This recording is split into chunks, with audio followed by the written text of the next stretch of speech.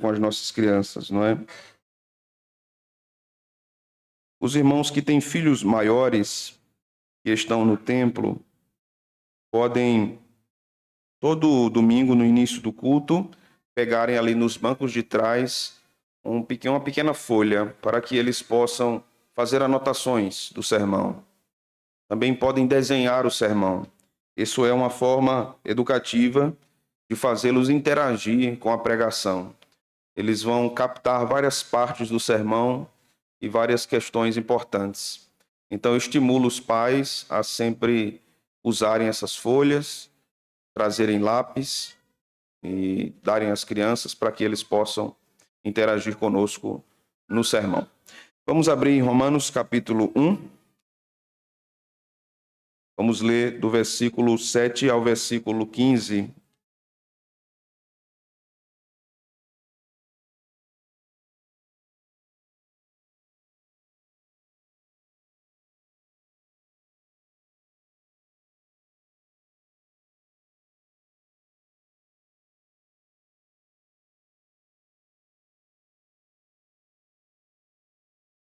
Diz a palavra do Senhor: a todos os amados de Deus que estais em Roma, chamados para ser de santos, graça a vós outros e paz da parte de Deus, nosso Pai, e do Senhor Jesus Cristo. Primeiramente dou graças a meu Deus, mediante Jesus Cristo, no tocante a todos vós, porque em todo o mundo é proclamada a vossa fé.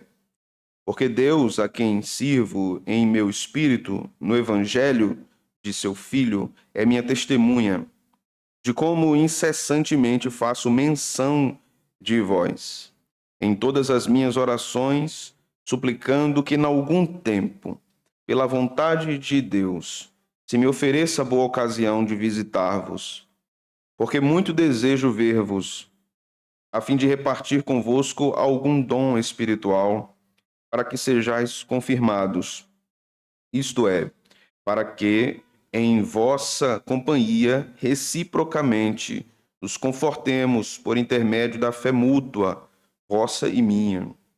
Porque não quero, irmãos, que ignoreis que muitas vezes me propus ir ter convosco, no que tenho sido até agora impedido, para conseguir igualmente entre vós algum fruto, como também entre os outros gentios. Pois sou devedor tanto a gregos como a bárbaros, tanto a sábios como a ignorantes. Por isso, quanto está em mim, estou pronto para anunciar o evangelho também a vós outros em Roma. Amém. O Senhor fale conosco por sua palavra. Vamos orar, meus irmãos.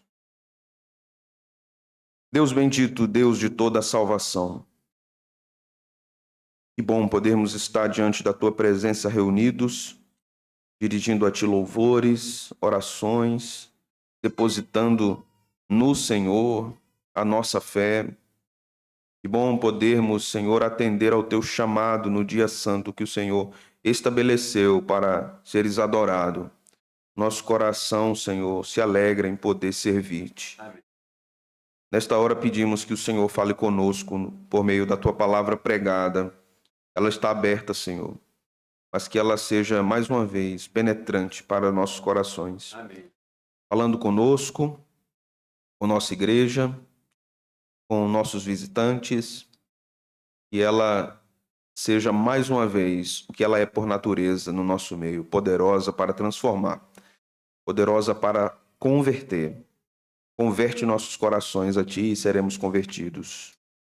Talvez aqueles, Senhor, que ainda não conhecem o evangelho da graça, não foram regenerados, estejam aqui, ou estejam depois de hoje assistindo este sermão. Que o Senhor fale com eles, que o Senhor os conduza à salvação, que o Senhor, o Espírito Santo, os convença do seu estado de pecado e de morte espiritual, e que eles sejam alcançados pela graça de Deus. Amém. Tua palavra é o poder de Deus, Senhor. Tua palavra é o poder de Deus para aquele que crê. Fala conosco, nós te oramos assim no nome de Jesus. Amém. Podem sentar, meus irmãos. Meus irmãos, nesta porção que temos diante de nós nessa noite, o apóstolo Paulo fala aos irmãos que estavam na cidade de Roma, ao que tudo nos indica, temos uma epístola escrita a uma igreja que aparentemente era amadurecida. Embora Paulo esteja escrevendo esta epístola no final da década de 50 depois de Cristo, os temas discutidos por Paulo aqui, possivelmente temas pautados pela própria igreja de Roma, demonstram a maturidade teológica e espiritual daquela igreja. Embora a epístola tenha várias advertências contra o pecado, nós não temos basicamente nenhum grande problema, como tínhamos, por exemplo, na igreja de Corinto, onde havia o caso de um enteado que tinha uma relação amorosa com a madrasta.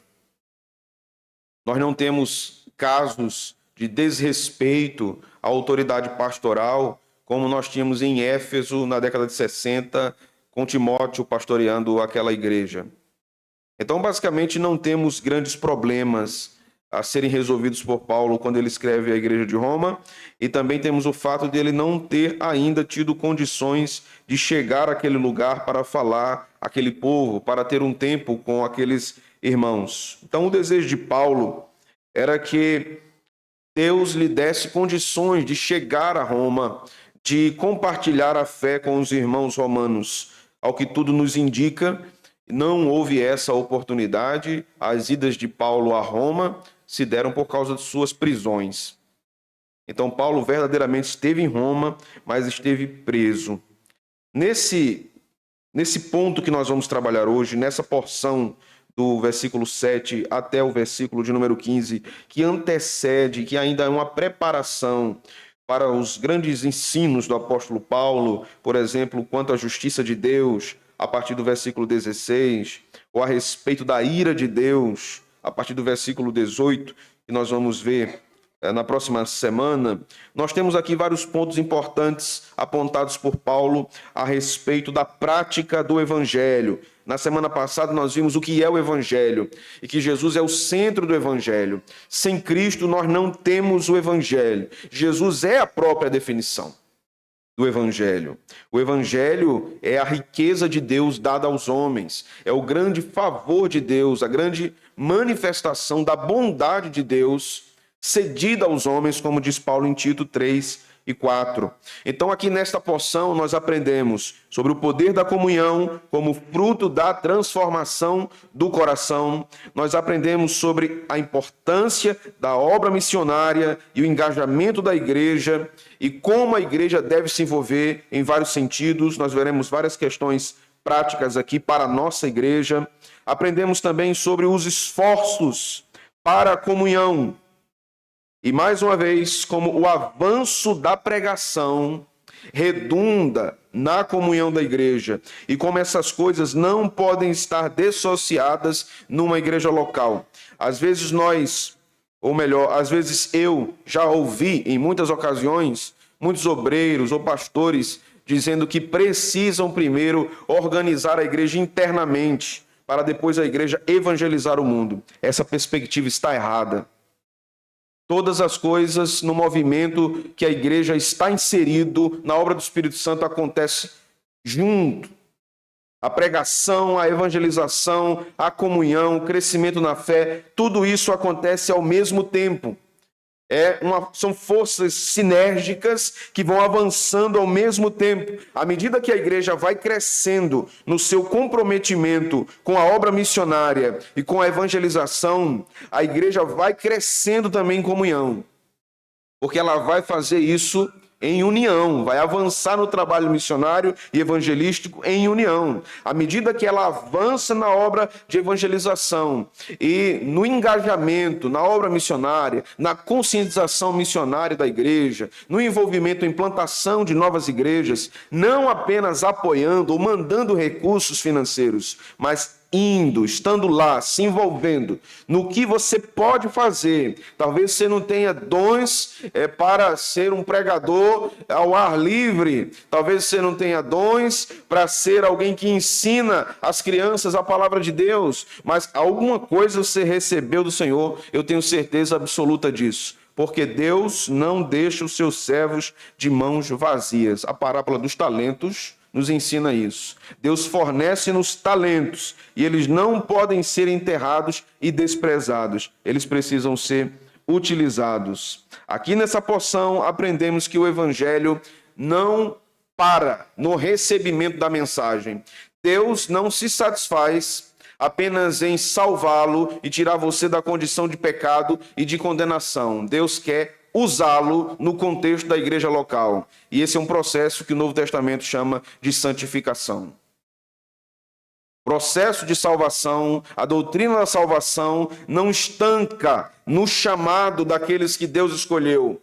Ele progride, esse processo avança, essa pessoa é santificada, ela é usada no meio do povo de Deus, no mundo, em praça pública, para glorificar o nome do Senhor. Então, no versículo de número 7, nós observamos aqui a clássica saudação paulina aos irmãos que estavam em Roma. E a linguagem de Paulo demonstra que ele tinha certo carinho pelos romanos, então isso nos mostra que ele tinha bom conhecimento da vivência daquela igreja, daqueles irmãos. Então ele diz: a todos amados de Deus, que estáis em Roma, chamados para ser de santos. Observe, irmãos, e Deus não apenas nos chama e perdoa nossos pecados e nos tira de uma condição de escravidão do pecado, Ele nos santifica, chamados para ser de santos. Às vezes algumas pessoas querem contradizer a doutrina da eleição, dizendo ou afirmando o seguinte: se Deus realmente escolhe aqueles que serão salvos, então não há necessidade nenhuma de santificação. O pensamento não é esse, não é coerente. Na verdade, o que o Novo Testamento nos apresenta é: todos aqueles que o Senhor elegeu, eles serão conduzidos à santidade por meio da obra do Espírito Santo. Serão conduzidos a uma obra de santificação em sua vida, uma obra crescente, progressiva. Então Paulo usa, mais uma vez, a sua clássica saudação: graça e paz a vós outros. Ele usa em todas as epístolas, da parte de Deus, nosso Pai, e do Senhor Jesus Cristo. A construção aqui desse versículo não é uma mera formalidade de saudação de Paulo aos irmãos que estavam em Roma. Observe que quando Paulo cita aqui graça e paz, mais abaixo, ele usa uma forma binária usada para se referir à divindade: o Pai e o Senhor Jesus Cristo. O Pai e o Senhor Jesus Cristo são aqueles que dispensam graça. Na verdade, na bênção apostólica, Paulo diz que a graça do Senhor Jesus Cristo, o amor de Deus, nosso Pai. Então, Deus nos ama e nos alcança com graça. Só é possível termos paz se nós somos alcançados por esta graça. Esta paz aqui não é uma paz militar, também não é a Pax Romana daquele período. Esta paz é a paz com Deus, que só pode ser obtida através da obra da graça na vida de um homem.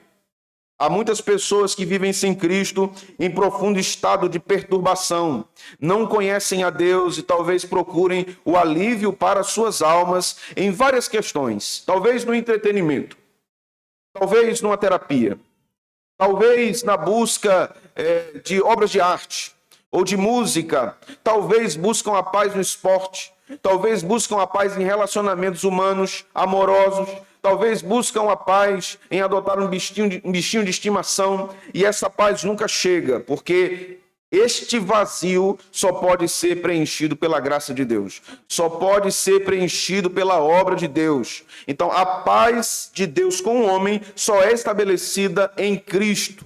Essa desavença que o homem tem para com Deus só é resolvida por meio de Jesus. Jesus é o estabelecimento da paz entre Deus e os homens. Esta sensação de falta de paz e a busca dessa paz em coisas terrenas vão se perpetuar na sua vida se você não tem Jesus como único e suficiente Salvador. Quando temos Cristo em nossa vida como Salvador, os nossos problemas continuam. Continuamos comendo feijão com farinha, continuamos tendo diabetes, continuamos tendo osteoporose, continuamos tendo estigmatismo e miopia. Mas uma coisa mudou: somos remidos pelo poder do sangue de Jesus. As nossas vidas estão salvas da ira de Deus.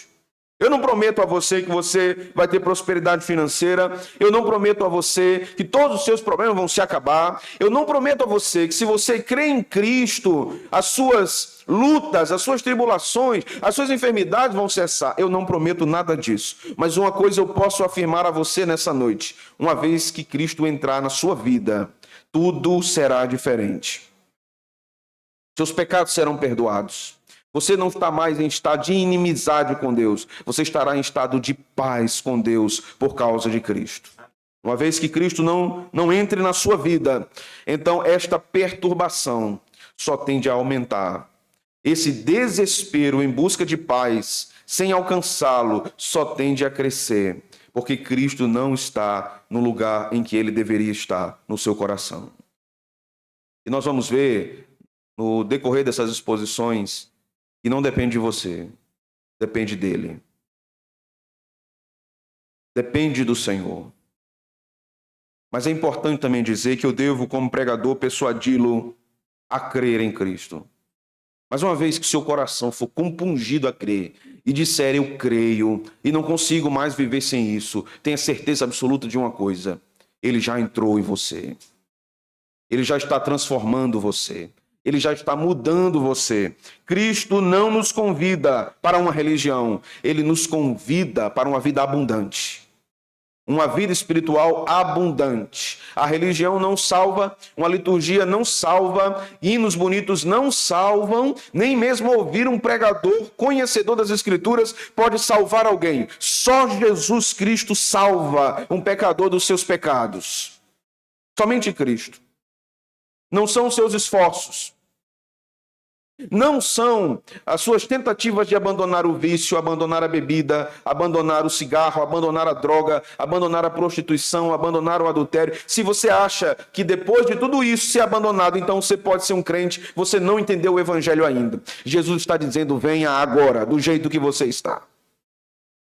Venha agora com todos os seus pecados, com todas as suas mazelas, com todos os seus desvios, com todos os escândalos da sua vida. Venha com todas as suas dívidas e tudo o que você tem que me desonra. Eu recebo você, perdoo você e transformo você. Venham a mim todos os que estão cansados do pecado e oprimidos por ele. O versículo 8 nos ensina: primeiramente dou graças ao meu Deus, mediante Jesus Cristo, no tocante a todos vós, porque em todo o mundo é proclamada a vossa fé. Paulo usa aqui uma hipérbole. A hipérbole é uma figura de linguagem que demonstra exagero. Todo o mundo aqui que Paulo se refere é o mundo mediterrâneo, ou seja, o Império Romano. Todo o Império Romano sabia da fidelidade da igreja de Roma. Por isso que Paulo dá graças. Ele usa aqui Ele usa aqui a palavra grega eucaristia para a expressão dou graças. Esta palavra é usada também para a Santa Ceia. Eucaristia é o ato de render graças ao Senhor por sua obra. Esta é a palavra que Paulo usa. E ele diz: eu rendo graças ao meu Deus por meio de Jesus, no que se refere a todos vocês, porque em todo o mundo é proclamada a vossa fé. Todo o Império Romano conhecia o testemunho da igreja de Roma. Às vezes os nossos vizinhos não sabem que somos crentes. Nunca os convidamos para orarmos conosco. Nunca os convidamos para vir à igreja conosco. Nunca demos a eles uma literatura cristã. Nunca mandamos para eles uma mensagem concernente ao evangelho da graça. Falamos dos bandidos correndo na rua, falamos de uma moto esquisita que estava passando, falamos de várias coisas, Falamos da água que não chegou naquela semana, mas não falamos de Cristo. Quando você for conversar com ele, comentar que a Compesa não liberou a água, ele dizer, realmente é difícil a Compesa. Você diz assim, realmente, só Jesus é a água da vida. Você sabia disso? Você sabe que Jesus é a água da vida. E que ele mata a sede da alma. Não desperdice oportunidades. A igreja de Roma era conhecida pelo seu trabalho de proclamação de Cristo. Deus não chama crentes para serem agentes secretos da fé. Somos públicos. Paulo diz, cartas abertas. As pessoas devem ler em nós o Evangelho. Devem conhecer a nossa vida identificada com o Evangelho que professamos crer. O versículo 9 nos diz, porque Deus a quem sirvo em meu espírito, no Evangelho de seu Filho, é minha testemunha, de como incessantemente faço menção de vós em todas as minhas orações, suplicando que em algum tempo, pela vontade de Deus, se me ofereça boa ocasião de visitar-vos. Paulo, quando manifesta aqui o seu desejo de ir a Roma, conhecer aqueles irmãos, aquela igreja que estava no olho do furacão, né? Na capital do Império Romano. Ele queria muito conhecer aquela igreja que estava firmada na fé e o seu testemunho estava espalhado por todo o mundo mediterrâneo. Quando Paulo começa a dizer isso, ele começa também a nos instruir sobre o valor da comunhão, o desejo que ele tinha de estar com aqueles irmãos, que ele nunca viu. Paulo tinha um desejo profundo de estar com a igreja que ele nunca viu. E nós podemos congregar num lugar, viver com um povo, conhecer esse povo, e como não temos o desejo de estarmos com esse povo que o Senhor nos deu? Como podemos afirmar a fé em Cristo sem desejar a comunhão da igreja? Como podemos afirmar que amamos Jesus e aborrecemos ou odiamos ou desprezamos a sua noiva? Isso é uma contradição com o Evangelho. Se amamos Jesus, amaremos a igreja. O grande problema é que temos muitos crentes idealizando um tipo de comunhão. Eles desenham na cabeça deles um tipo de comunhão. Se a comunhão for assim, então eu estou dentro. Se não for assim, eu estou fora. Dietrich Bonhoeffer, um teólogo, pastor alemão, disse algo importante em um importante livro seu, Vida e Comunhão. Ele disse o seguinte, todos aqueles que idealizam um tipo de comunhão não têm na sua mente, no seu coração, o tipo de comunhão que a Bíblia estabelece, que Jesus ensinou. E eles permanecem com essa idealização de comunhão na sua cabeça, que atendam às suas necessidades, às suas expectativas, os seus desejos. Então o que é que eles fazem? Eles começam a destruir a verdadeira comunhão da igreja. Porque não é como eles querem. A igreja não é para ser como a gente quer. A igreja é para ser como o Cristo, o Rei, é. Essa é a igreja. E esta igreja deve ser como o Cristo quer, como Ele deseja. Esta igreja não tem donos humanos. Não existem reis aqui, nem rainhas aqui. Só tem um rei aqui, Jesus Cristo de Nazaré. Ele é o dono da igreja. E ele rege a igreja por sua palavra. Então, querido irmão, irmã, entenda a mensagem do Evangelho. Igreja boa é a igreja que é fiel às Sagradas Escrituras. Igreja perfeita não existe. Não existe igreja perfeita. Existem igrejas mais bíblicas e igrejas menos bíblicas. A minha recomendação é uma igreja bíblica. É uma grande bênção para a vida de um crente. Mas ela não é perfeita. No versículo 11, Paulo diz, porque muito desejo ver-vos, a fim de repartir convosco algum dom espiritual, para que sejais confirmados.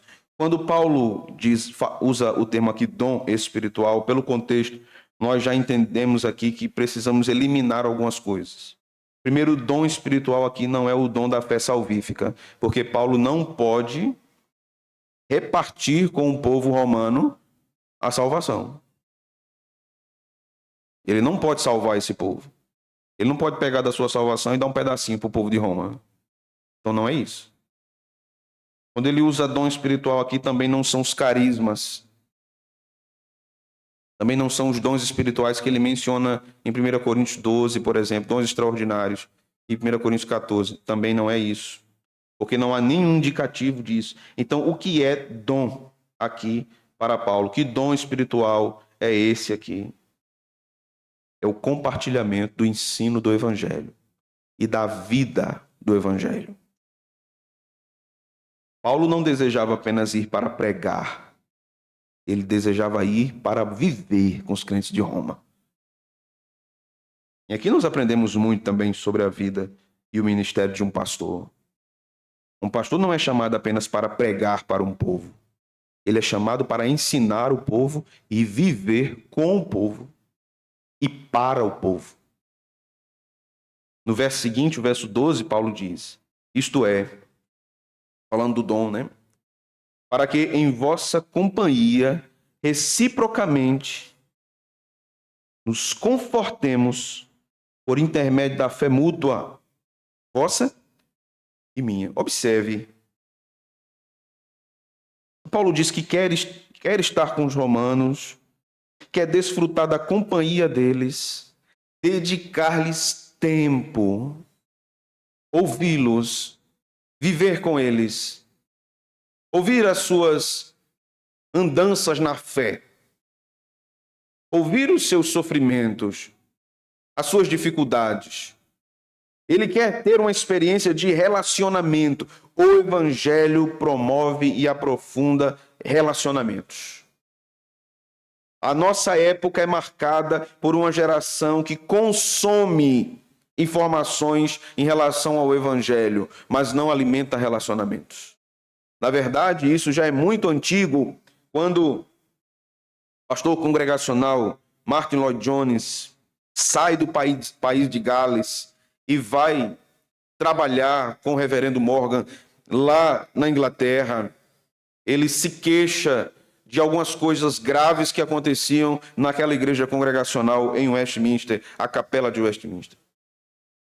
A Segunda Guerra acende naquele período, Campbell Morgan decide deixar a igreja. Ele acreditava que a igreja seria bombardeada, seria destruída, e ele não queria ficar lá para ver isso e colocar a vida dos irmãos em risco. Martin Lloyd Jones dizia, nenhuma bomba vai cair na igreja. Deus vai guardar o seu povo. Em certa ocasião, os irmãos oravam num culto e uma bomba explodiu próximo à igreja. O barulho foi estrondoso por vários minutos. O reverendo Lloyd Jones silenciou diante daquele grande barulho e depois ele retornou à sua oração serenamente, pedindo que Deus continuasse abençoando a reunião de oração da igreja. Ele se queixava de algumas coisas. Ele dizia em carta, muitas vezes, para seus amigos, eu vejo o auditório lotado. Pessoas inundam os bancos da igreja para ouvirem a pregação do Evangelho. Mas eu me incomodo quando me lembro da igreja no país de Gales. Havia uma reunião, e agora interrompo a fala de Martin Lloyd Jones e explico. Havia uma reunião semanal na igreja que Lloyd Jones foi pastor no país de Gales, que eles chamavam de reunião de comunhão. Os irmãos iam para a igreja apenas para ficarem juntos. E eles se sentavam com o seu pastor e faziam perguntas das mais diversas possíveis, que você possa imaginar. E ele ou outro irmão estava ali para responder. E eles tinham um tempo de comunhão, toda a semana. E ele diz então que em Westminster isso não acontecia. Ele diz, eu vejo as pessoas entrarem e saírem. Eu vejo as pessoas não se cumprimentando. Eu vejo elas vindo e ficando maravilhadas com o sermão, com a exposição da palavra de Deus. Mas elas não aprofundam relações. Elas vêm apenas para consumir. E isso me incomoda. Porque o Evangelho não é para ser consumido como uma mercadoria. Ele é um alimento que nos sustenta e transforma a nossa vida. Embora possamos entender no nosso tempo que o que aconteceu no ministério de Martyn Lloyd-Jones em Westminster foi um avivamento, ele fazia várias queixas. Ele dizia: muitos jovens universitários vêm ouvir a pregação semana após semana, mas permanecem nas suas vidas devassas, pecaminosas, sem transformação. Parece que eles só querem se impressionar com uma peça bela de retórica, mas eles não querem o evangelho. Parece que eles querem um alívio que o evangelho pode dar às suas tribulações e pressões, mas eles não querem o evangelho.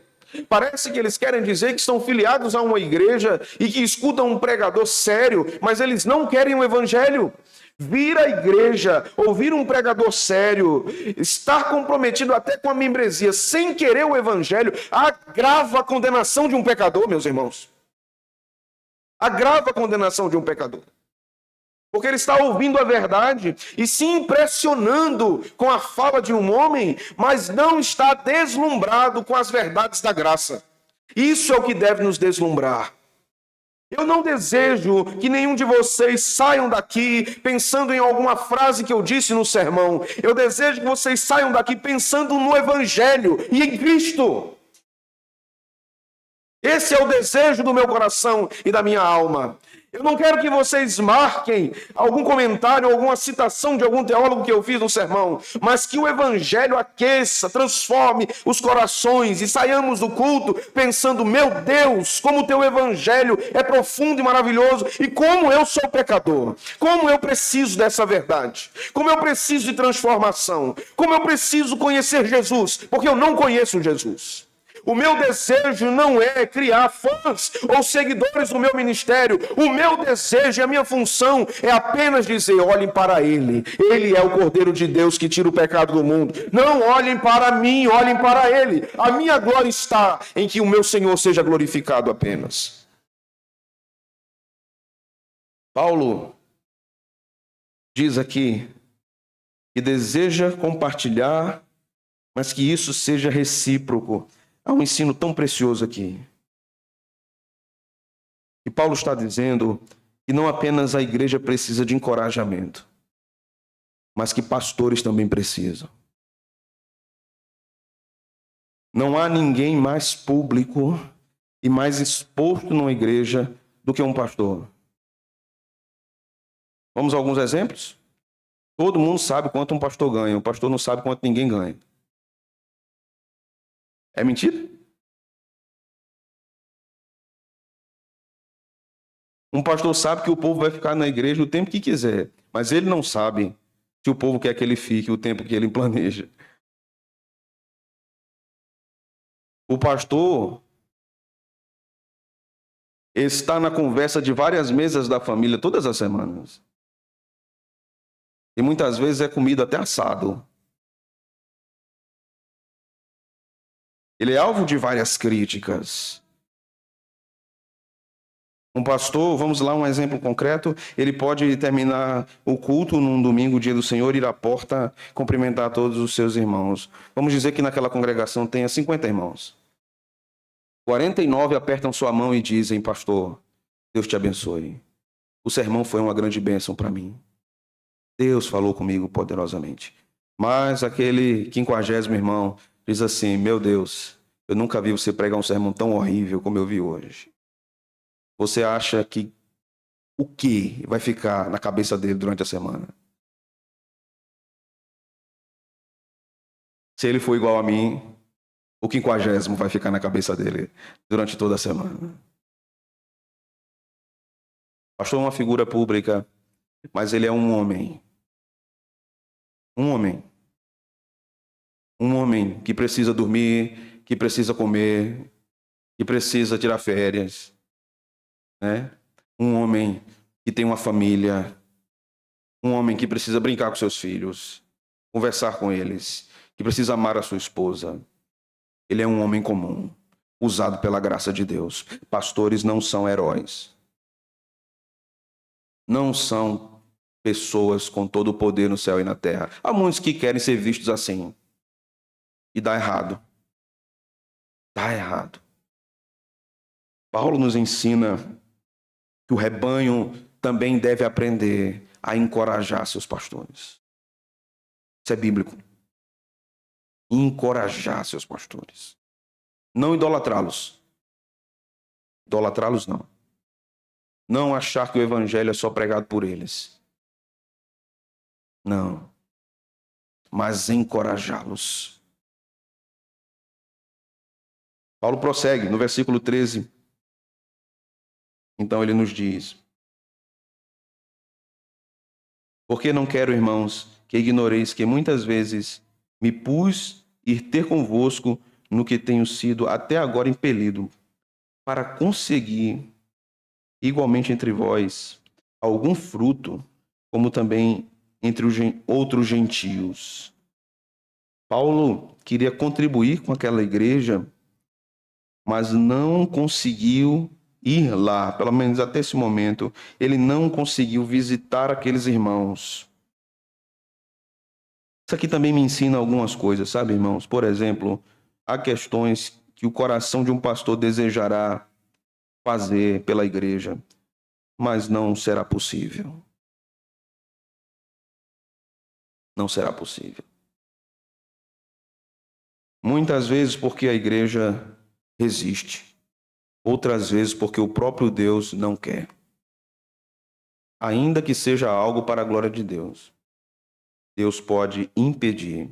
Deus não permitiu que Paulo chegasse a Roma. Qual era o pecado de Paulo chegar a Roma? Nenhum. Tem alguma coisa errada de Paulo ir visitar a igreja de Roma? Não. Mas Deus nunca deixou. Nunca permitiu. Então ele diz no verso 14: sou devedor, tanto a gregos como a bárbaros. Serve. A ideia do pensamento teológico de Paulo aqui, em primeiro lugar, é que ele é devedor a Cristo. Ele deve fidelidade a Cristo.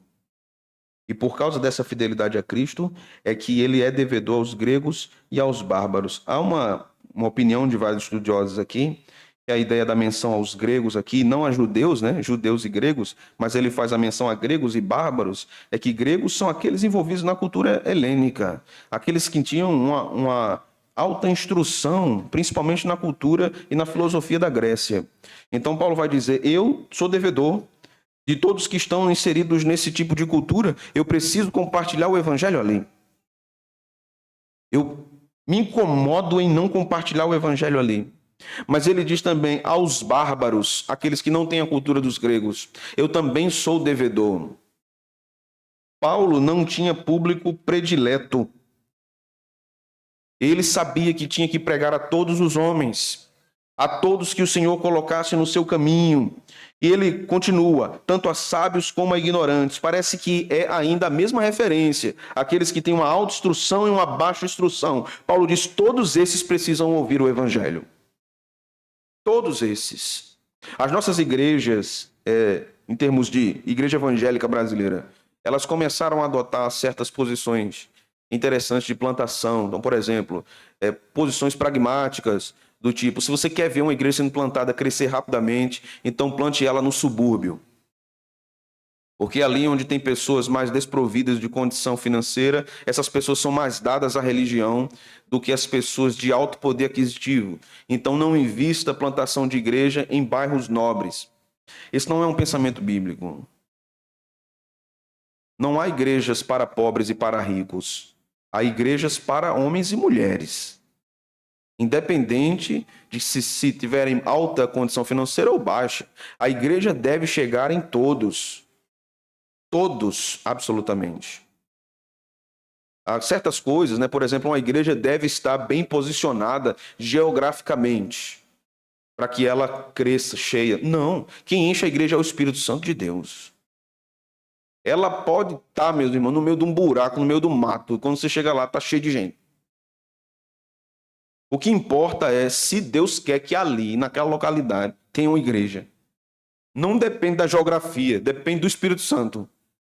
Depende da fidelidade da pregação. Depende da pureza do culto. Depende do compromisso do povo. Não depende da localidade. Não podemos fazer essas distinções. Deus é quem abre as portas. E a gente vai entrando por onde Ele abrir. Então, se um grande homem com grandes condições financeiras disser assim para qualquer um de nós: comece um culto aqui na minha casa, no meu apartamento, na minha cobertura, a gente deve ir. Se alguém disser: pastor, comece um culto aqui na minha casa, é um barraquinho, tu mora numa favela, a gente deve ir. Onde o Senhor abrir as portas, a gente deve ir. Porque é Ele sinalizando: aqui, eu quero fazer uma obra aqui. Eu quero transformar vidas aqui. Eu quero mudar pensamentos aqui. Eu quero transformar famílias aqui. E nós devemos apenas obedecer. Então no verso 15 ele diz: por isso, quanto ao que está em mim, estou pronto para anunciar o evangelho também a vós outros em Roma. Um desafio para nós, meus irmãos. Nós podemos dizer o que Paulo disse aqui: eu estou pronto para anunciar o evangelho. Podemos afirmar isso? Senhor, eu estou pronto para anunciar o teu evangelho onde quer que o Senhor mande que eu anuncie. Vamos a algumas aplicações aqui. Uma igreja não tem opção, em primeiro lugar, em não ser missionária. Não tem essa opção. Não existe essa opção diante de Deus. Ou uma igreja é missionária ou ela não é igreja. Ou ela está envolvida na obra de evangelização ou ela não é igreja. Deus não está preocupado se o nosso boletim litúrgico é impresso em colorido ou em papel crochê. Deus não está preocupado se nós temos bancos acolchoados ou ar-condicionado ou boas instalações ou um bom sistema de som. Deus não está preocupado com isso. Deus quer uma igreja fiel. Se tudo isso nos vier, é uma grande bênção e é muito bom. Mas Deus quer uma igreja fiel. O testemunho do evangelho pulsa no coração de Deus e deve pulsar no coração da igreja. Paulo reconhecia a dívida e queria pagá-la, queria ir aos romanos e disse: estou pronto para pregar a vocês. E nós? Nós devemos ouvir Cristo e devemos responder da mesma forma: estamos aqui, Senhor. Estamos aqui para atender a tua convocação. Somos soldados prontos para a batalha. Senhor, nós não temos forças, nós não temos armas, nós não temos condições, nós não temos nem o preparo devido, mas nós estamos aqui, prontos para obedecer ao Senhor. E sabemos que o Senhor nos capacitará. Por isso, meus irmãos, avancemos. Avancemos na pregação do Evangelho. Avancemos na plantação de novas igrejas. Avancemos no trabalho de evangelismo particular. Na nossa casa, na nossa vizinhança, no nosso prédio, onde nós estivermos inseridos no mercado de trabalho, todas as portas que Deus abrir, avancemos. Aqui, preciso fazer algumas recomendações. A nossa igreja, em particular, primeiro, se envolva com a causa evangelística. Convide seus vizinhos para jantarem na sua casa. Alimente boas conversas com eles. Ore por eles lá. Dê uma Bíblia. Compartilhe sua fé de forma simples. Você não precisa pregar mudando sua voz. Vou dar uma palavra aqui para você. Nessa noite... Não, você não precisa. Imagina, o vizinho na sua casa, na sala. Se eu vou ler uma passagem bíblica, eu posso ler? Pode. Deus! Não precisa. O cara vai se assustar. Meu Deus, que criatura é essa? Né? Onde ela vive? O que é que ela come? O Globo Repórter vai explicar quem são os crentes, de que planeta eles são, né? Coisa por aí, dessa natureza. Convide essas pessoas para o culto na igreja. Precisamos resgatar essa prática. Convide-as para ouvir o sermão. Convide-as para vir para os cultos. Convide-as. Não apenas para uma festividade, um aniversário de uma igreja ou coisa dessa natureza. Convide-as para vir no domingo. Para ouvir a pregação do Evangelho. Converse com elas sobre a pregação. Pergunte o que elas entenderam, o que não entenderam. Pode trazer a mim também, se elas tiverem dúvida. Terei o maior prazer do mundo em atendê-las. A pregação é um poderoso instrumento de evangelização. O púlpito era um instrumento mais utilizado pelos puritanos para a obra de evangelização.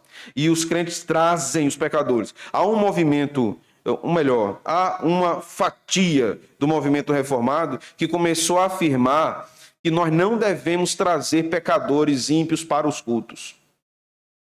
Porque o culto é pactual. Então, ímpios não devem ser convidados. E isso não é bíblico. O culto é pactual, mas o culto também é evangélico. Ele é evangélico. Ele comunica as boas novas de salvação.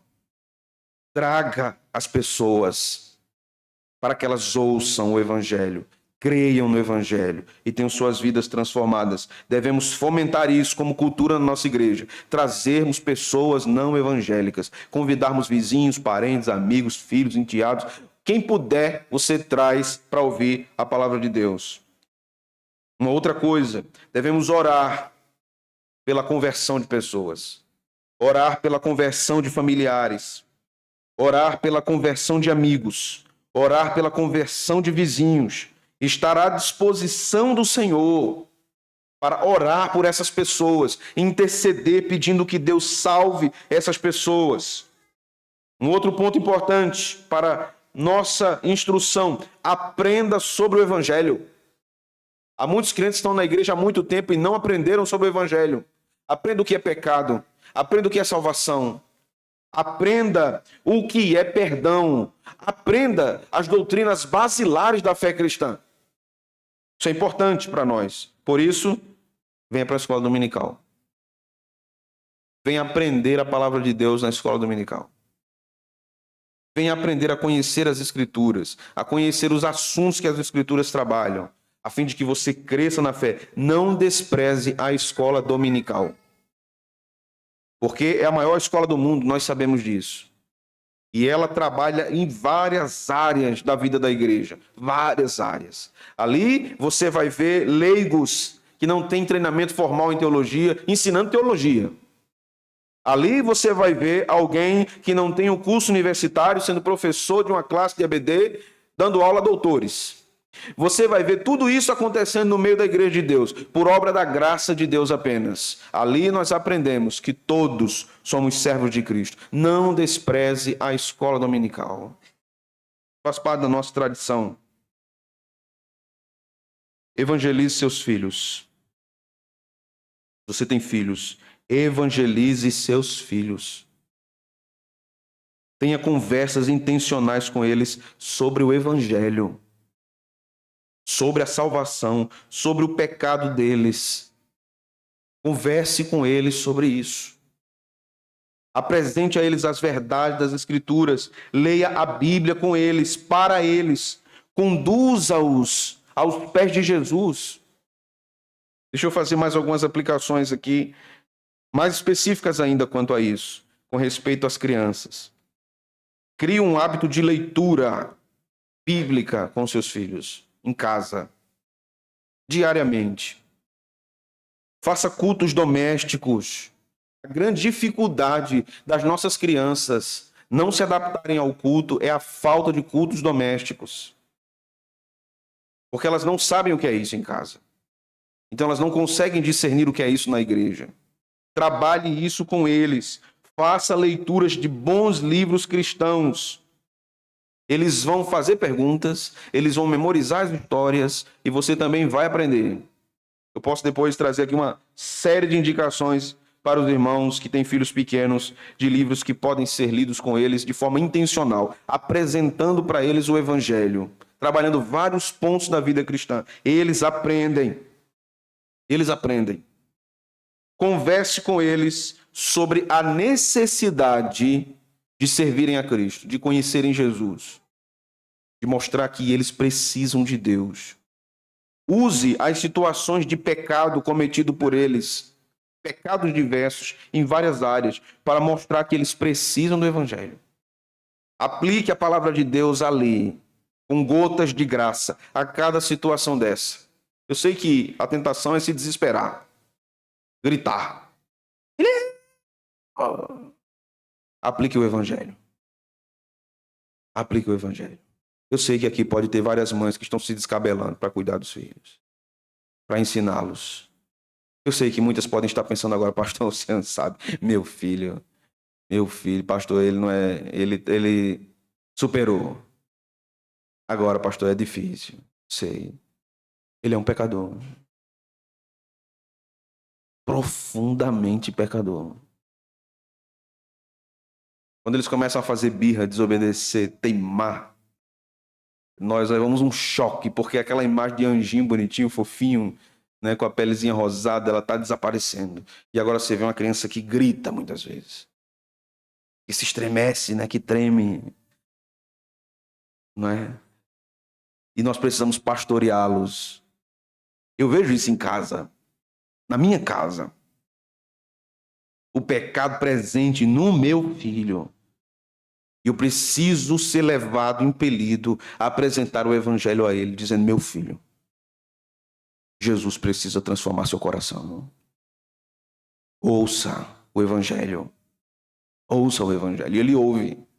Aí ele tem vezes que ele diz assim: eu nunca mais vou pecar, papai. Eu já pecou, meu filho. Já pecou. Não, nunca mais eu vou pecar. Você não fala isso não. Você já está pecando quando está falando isso, né? Essa semana nós o repreendemos, foi engraçado. E a minha esposa disse: ore e peça perdão a Deus. Ele disse: Senhor, sério, viu? Senhor, abençoa meus pecados. Eu disse: não, meu filho. Perdoa. Ele disse: desculpa, pai. Perdoa.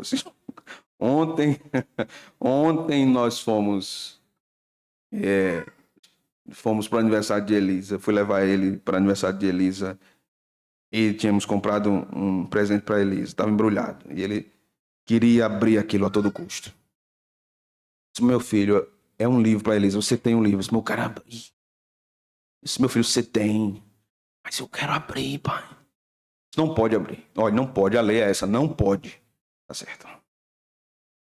Vamos sair para deixar Kelly num cabeleireiro. E ele abriu o pacote.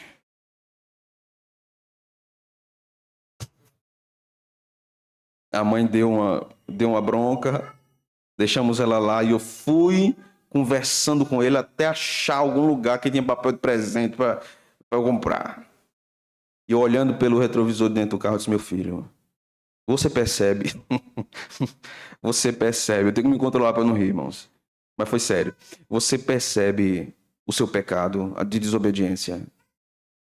Você desobedeceu. E não apenas a mim e sua mãe, você desobedeceu a Deus. Ele olhou para mim assim, profundamente nos meus olhos. É verdade, papai. É verdade. Eu disse: meu Deus, que isso penetre na mente dele. Porque somente o Senhor pode fazer penetrar. Eles precisam do Evangelho. E nós não podemos brincar com isso, irmãos. Eles precisam ouvir o Evangelho. Se você é pai, é mãe, e não tem se dedicado a ensinar os seus filhos o Evangelho, você pode estar demonstrando ao seu filho um ato de ódio. É isso mesmo que você ouviu. Não mostrar o Evangelho a ele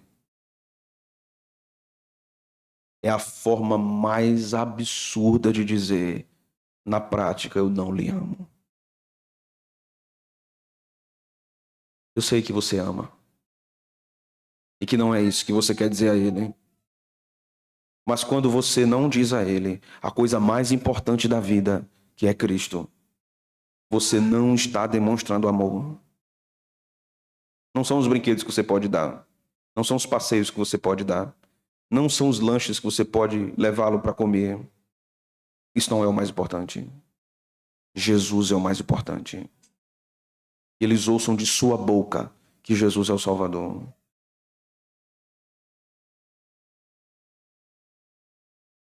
E os nossos vizinhos, que os nossos parentes, que os nossos amigos ouçam isso.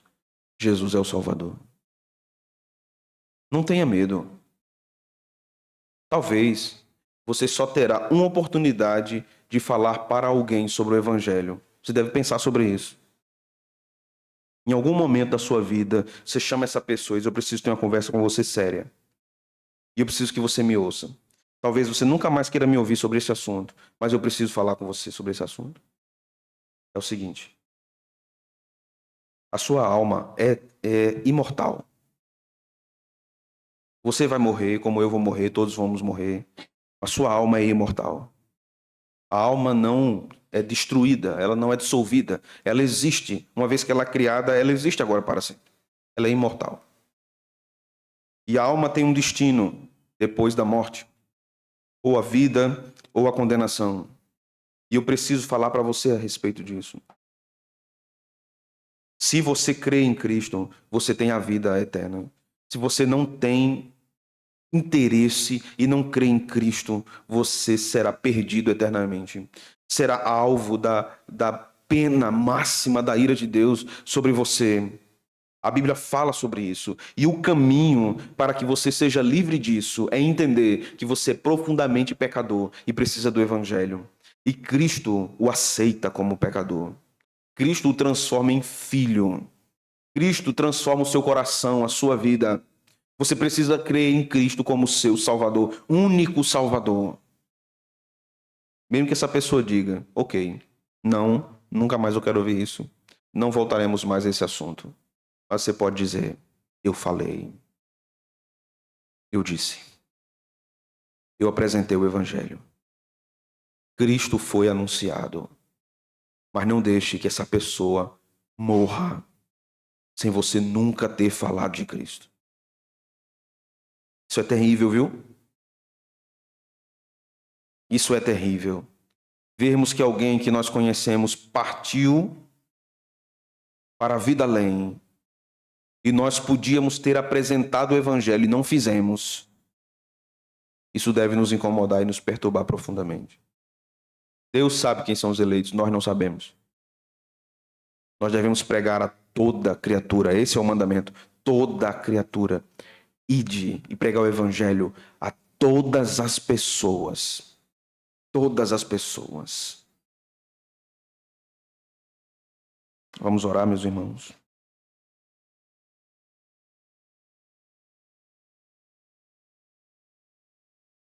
Senhor, que a tua palavra penetre os nossos corações. Que ela abra os nossos ouvidos, destape-os. Que teu Evangelho seja claro para os nossos olhos, atraente para as nossas almas. Eu te peço, Senhor, por nossa igreja, eu te peço por minha congregação. Eu te peço por meus irmãos, inicialmente, que têm filhos que estão desviados da fé. Ouça a nossa oração, Senhor. Traze-os de volta. Salva-os do seu estado de pecado e de perdição. Somente o Senhor pode fazer isso. Eu sei, o Senhor sabe, que estes teus servos têm falado do teu evangelho para os seus filhos. Eu sei, o Senhor sabe de suas dores, de sua agonia em pensar na perdição de seus filhos. Ó Senhor, tenha misericórdia. Oramos por uma obra maravilhosa do teu Espírito, que o teu Espírito os alcance. Teu Espírito pode ir onde nós não podemos. Ainda que eles não venham ao culto, não venham à igreja, não tenham interesse pela fé, a tua palavra não está presa. O teu Espírito é livre, ele é como um vento que sopra onde quer. Salva, Senhor, os filhos do teu povo. Eu te peço, Senhor, te peço por nós, que tenhamos coragem de anunciar o Evangelho. Sejamos movidos e que isso para nós não seja um fardo, mas que isso seja algo que nos impele, nos empurra, nos motiva, algo que nós não possamos deixar de fazer. Que o Evangelho esteja na nossa boca e no nosso coração, em toda e qualquer circunstância. Senhor, seja um momento ideal para apresentar o Evangelho. Aprendemos, Senhor, com o nosso pai na fé aqui no Brasil, Dr. Robert Calley, que a cada receita dada a um doente havia uma mensagem do Evangelho da Graça. Dá-nos, Senhor, sabedoria e estratégias para proclamarmos o teu evangelho a todos os homens. Oro, Senhor, por nossas famílias, por nossos filhos, os pequenos, que não negligenciemos o dever de apresentá-los à graça e o evangelho. Que não negligenciemos o dever de inseri-los no universo da fé, ensiná-los a tua palavra, não como um fardo ou um jugo insuportável, mas como a coisa mais maravilhosa de nossa vida. Não permita que os desviemos do amor à igreja por sermos críticos, por sermos não conformados, por enxergarmos tantos defeitos no meio do teu arraial. Dá-nos sabedoria, Senhor. Dá-nos sabedoria. Teu povo não é perfeito, mas sabemos também que os nossos filhos não suportam ouvir sobre pecados que não estão na proporção do seu entendimento. Que o Senhor nos dê sabedoria para isso e que eles sejam ensinados que a tua igreja é uma bênção para a vida da família, que a tua igreja é importante. Eu te peço, Senhor, que o sentimento e o desejo das famílias de nossa igreja sejam de estar com os seus na tua casa. Isso não seja negligenciado, não seja trocado, não seja abandonado nem desprezado. Que o dia do Senhor, que é o dia mais importante de nossa semana, seja algo sagrado para a família. Que todo o nosso coração seja preparado para este dia, para estar na tua casa pela manhã, pela noite, em comunhão, aprendendo o teu evangelho, aprendendo a tua palavra, nos relacionando com os nossos irmãos, encorajando-nos uns aos outros, como nós precisamos disso. Ó Senhor, fortalece nossa igreja, fortalece nossa congregação. Salva pecadores aqui. Desejamos ver, Senhor, estas crianças crescerem e serem batizadas. Desejamos ver os filhos dos crentes retornando aos caminhos da fé. Desejamos ver pecadores se rendendo a Cristo, confessando seus pecados. Desejamos ver a tua obra prosperando, crescendo para a glória do teu nome apenas. É isso que nós te pedimos, Senhor, no nome de Jesus. Amém.